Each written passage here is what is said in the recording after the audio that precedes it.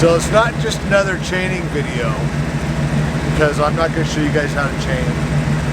Figure that elsewhere. But these are the chains from our other Ford, which are too big for the tires. I went to buy some, and they don't make the type of chain that I want for this tire within a reasonable price. So I could have got commercial grade chain sized to this, but it was going to cost like 600 bucks a set. I'm not going to pay 600 bucks a set. So we need to refit these, which means we're going to have to make them shorter, and then also make the cross links more narrow so they fit the tires properly. So then on the back, we're going to have to make a set of triple rails, which if you don't know what a triple rail chain is, it means the chains go over both sets of tires, because the truck's a dually, so the chains will go over both sets of tires. So that's kind of what we're doing. I'm just kind of test fitting right now, see how much length I need to take off, and once I get them wrapped around the tire, then I'll see how much more narrow to make. I should have enough chains to do this, and enough cross links. I got some chain rails in the shed somewhere off to pull out, and we got other chains for the Ford, so don't worry about that. We're fine there. And we're just going to do some test fitting out here. I'll probably cut one to length and test it, and then narrow the length down to where I think we're going to be good. And we're going to do all this inside the cabin because it's cold outside today. Actually, I'm just being a wussy. I don't want to be in the cold today. All right, so back up real quick. You back up. Not that kind of back up.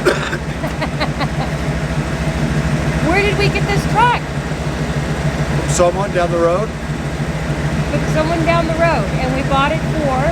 Plow truck. Plow truck. Because the other plow truck. Big fail. Big fail, but that's okay. That'll become a project truck, maybe. Well, I don't know. We'll see what we do. Project truck, or you'll sell it off, whatever. Trade it. Maybe we'll make a snowcat out of it. Put some tracks on it or something. Would that be cool? Make a tank truck out of it. I don't know. Anyway. So yeah, this is a plow truck. It's a Ford. Oh, it's a 1990 Ford F Super Duty Custom. 450. Now wait a minute. Okay. Can I talk? Yes. It's a 1990 Ford F Super Duty Custom. So back then, they didn't have the designation past 350. So the F Super Duty is actually a 450, if that makes any sense. And it's a gasoline engine. It's got the 460 fuel injection, and it's big. It's got a utility body on it, which will stay for now, but it's in pretty bad shape. So eventually we'll just take it off and maybe put a dump bed or something like that on it, so we have a dump truck up here too. Dump bed would be awesome. Dump bed would be way awesome. So another thing that we never told you guys was that we've had this plow for how long now? 2 years? 2 years. We traded it for that travel trailer that we came up here with that got stuck in the driveway. That's how we traded the travel trailer for this, plus a little bit of cash. But we didn't have anything to mount it onto, which is why we had that hitching plow behind the other Ford last year. So now, Stuart can get this hooked up. We had somebody down the road on the mountain make the mount for us. Stuart has to hook it up, hook all the electronics up, and we'll have a real plow this year. Fingers crossed. Okay, you ready to make chains? Yeah. Let's do this. Have you ever made chains for a dually? No. Slacking the chain will probably make it fit just perfect. Just enough room back there. Not enough room. It's gonna freaking hit. There's not enough space in the back. How do you chain a dually then? Well, there's supposed to be enough space in the back. Okay, so maybe if I left the inside full length. I don't like that spacing. Yeah, it's just nuts. Just the clearance there is just.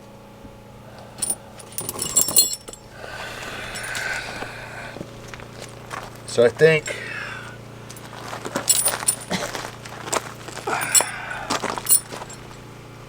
we're just gonna have to try singles because there's just not enough room. This bracket here sits out too far. I think if that bracket wasn't there, we'd be all right. Hi, Goose.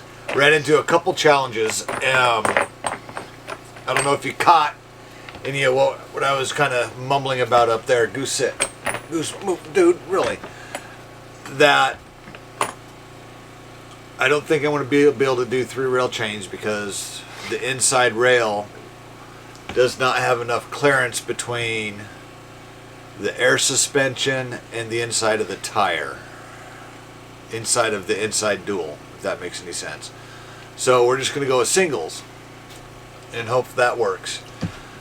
I was also concerned about the length of the chain and what links I was having to take out. So I test fitted the other chains, the actual made chains, and they have 12. Here, let me do this.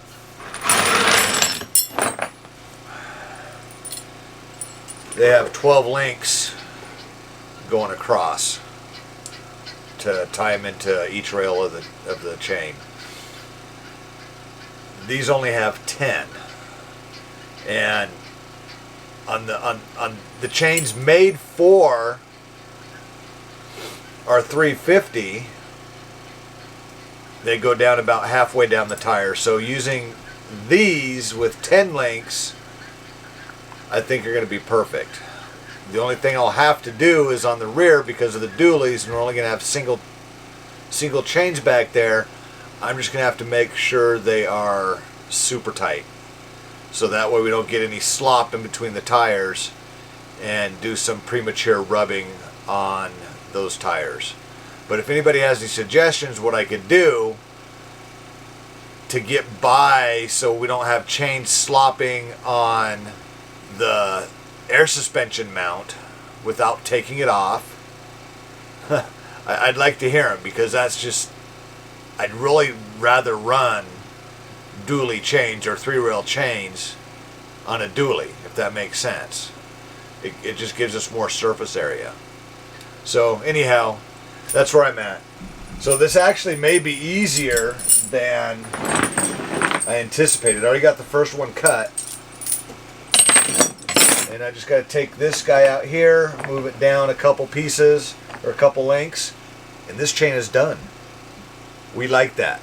So here, this is the official chain tool. If you guys have never seen one, they make them for truckers' chains, which these are. These are commercial chains, and it just separates the links and crushes them back for you. And Goose, kennel, now go, kennel. And I'll show you how that works. It's super easy. You just take the jaws.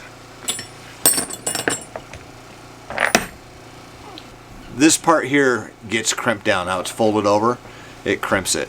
So you take the jaws, kind of like edge cutters, I guess, and they slide in and pry these back. And then the other side of the tool has the clamp, which crimps these back down, if that makes sense.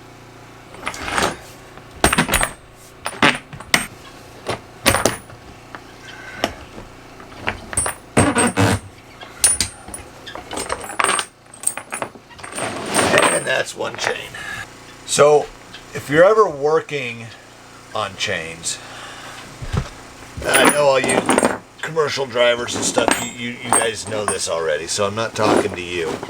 But if you're ever working on chains, and when you go to put them on your vehicle, one thing that, as a commercial driver for so long and having to run chains over Donner and just all kinds of crazy stuff you see, people just throw their chains on. And what's going to happen is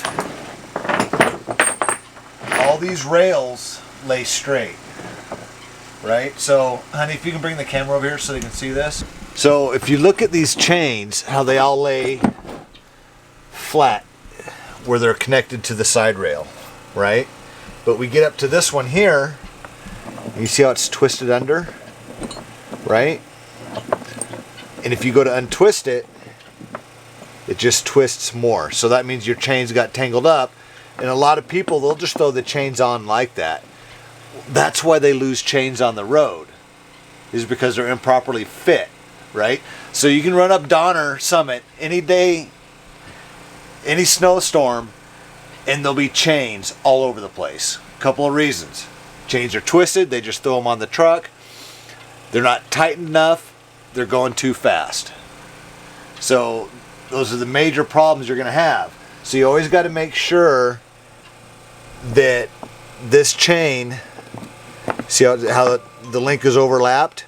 Well, it's not overlapped here. So this side is twisted because this side is straight. So you just find out your twist. And it was just happened to be just twisted like that. And you untwist it, and now everything lays flat and straight. Flat and straight is what we want. So for the truckers out there, anybody else for that matter, how do you chain up?